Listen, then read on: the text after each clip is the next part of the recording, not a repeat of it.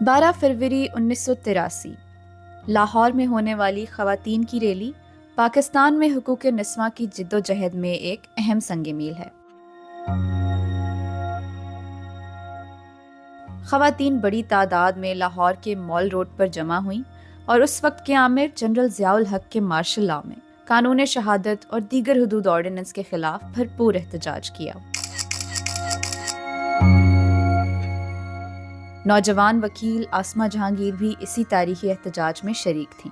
12 فروری 1983 کی تاریخ ساز ریلی میں شریک روبینہ بتاتی ہیں کہ آسمہ جہانگیر نے دیگر خواتین کے ساتھ احتجاج کے طور پر اپنے دوپٹے جلائے اور پولیس اہلکاروں کے سامنے ڈٹ گئیں۔ ان کا رول میں سمجھتی ہوں کہ بہت اہم تھا۔ دیکھیں، ایک تو وہ لائر تھیں اور بہت ہی بریلینٹ ایکٹیوسٹ۔ ان کے اندر جو سپارک تھا نا، جو ان کی کیرزمیٹک پرسنالٹی تھی اور جس طریقے سے وہ سب لوگوں کو اپنے ساتھ ملا لیتی تھیں، کیوں ایک ایک لڑکی کو جا کر وہ حق کرتی تھیں، ایک ایک سے وہ محبت سے انہوں نے وہاں پہ بات کی۔ ان کے اندر ایک چیز تھی، اور کیوں ہم آج اب تک ان کی اس لیگیسی کو لے کر آگے چل رہے ہیں۔ ان کے اندر بہت ایکٹیوزم وہاں بھی ہم نے دیکھا، وہ آگے بڑھیں، وہاں بھی جا کر ان لوگوں نے دوپٹے بھی جلائے اپنی اور ساتھیوں کے ساتھ مل کر، اور پھر پولیس کے آگے جس طریقے سے ڈٹ کر جو آنکھیں دکھانا، ملٹری ڈکٹیٹرز کے آگے جو ڈٹ جانا، یہ بات ہر ایک میں نہیں ہے، یہ ہر ایک میں ہو بھی نہیں سکتی۔ میں سیدھی بات کروں گی کہ ایکٹیوسٹ وہی ہوتا ہے جو اپنے اندر کچھ چیزیں لے کر اپنی ان چیزوں کو نکالتا ہے۔ اگر ہم ان چیزوں کو اندر لے کے بیٹھے رہیں، اگر ہم کسی چیز کے خلاف ہیں، تو آسمہ ان چیزوں کے خلاف تھی۔ آسمہ کا وہ باتیں ہمیں وہاں پہ نظر آئیں۔ وومن رائٹس ایکٹیوسٹ خاون ممتاز کے بقول اس دن سے آسمہ جہانگیر کا ملٹری ڈکٹیٹرشپ کے خلاف عزم نہ صرف پختہ ہوا، بلکہ وہ انسانی حقوق نسواں اور پسے ہوئے مظلوم لوگوں کی آواز بن کر ابھریں۔ She was first of all very sensitive and a very good friend. I mean, she always had the vision to see the other person's point of view. And my experience, gradually we got to know, we worked together, we fought together. Lekin I found her also a very soft side to her also. And she was very, very bold and courageous and brave. جو چیز کہنا چاہتی تھی, there were no holds barred. And I think she also had a very good group of people to advise her, seniors who gave her the wisdom, gave her, the direction, helped her think through things. So she was very lucky that way, and she herself was a bold person and understood law. She was a good lawyer. کتنے مشکل والے cases اس نے لیے. If you look at them, they were all very, and I think each case strengthened her resolve as a human rights activist. سلامت مسیح کا case for instance, اس کا وہ جو دی سمیہ سرور, all these people, I mean, I think the two sisters stood out for their human rights activism and their knowledge of it, knowledge of the law. She started her work in one of these senior well-known lawyer firm. تو اس لیے وہ سیکھا بھی. You have to have the capacity to learn. She came from a comfortable home background, but she had also seen negative politics first hand. تو یہ سب چیزیں آپ کو مل کے اثر کرتی ہیں نا, بالکل, کہ وہ اپنے لیے تو نہیں کر رہی تھی نا. She didn't have to fight for herself in that sense. And then she did get the support from around her, from the family, وہ سب کچھ مل کے ہوتا ہے, ایسے نہیں ہو جاتا.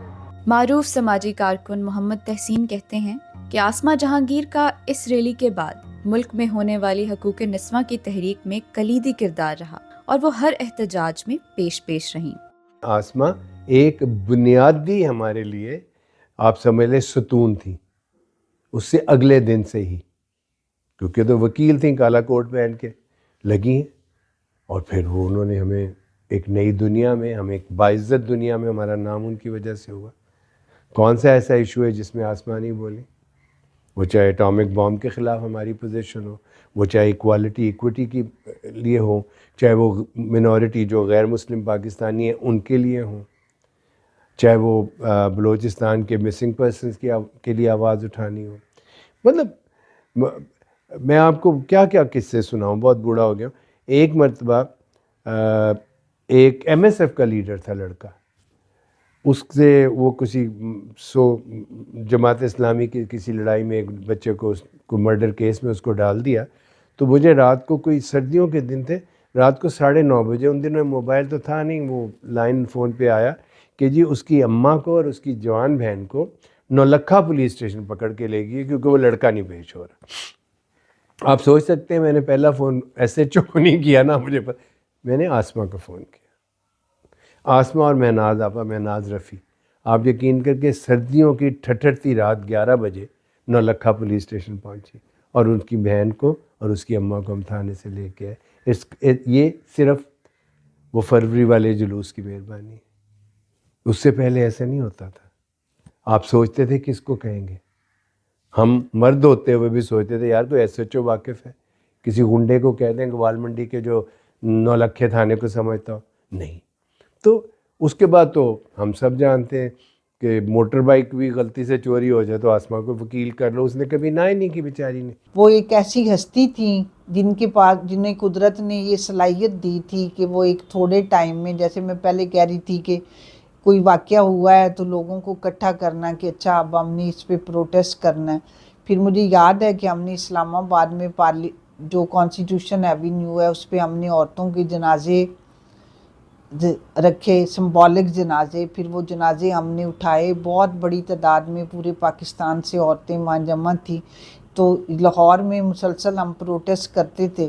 آسما کی جو صلاحیت تھی کہ سب لوگوں کو اکٹھا کرنا اور پھر اپنا آگے مل کے پلان کرنا کہ آگے ہم کیا کرنا ہے. تو بڑے بڑے پروٹیسٹ جو عورتوں نے اپنے حقوق کے لیے کیے، عورت مارچ سے بہت پہلے، یہ عورت مارچ شروع ہونے سے بہت پہلے عورتوں کی حقوق کے لیے بہت بڑے بڑے جو مظاہرے ہیں وہ آسما کی سپرویژن میں ہوئے. آسما جہانگیر نے آنے والی نسلوں کو پیغام دیا کہ شخصی آزادی اور رول آف لاء کے لیے جدوجہد کرنا ہر انسان کی بنیادی ذمہ داری ہے.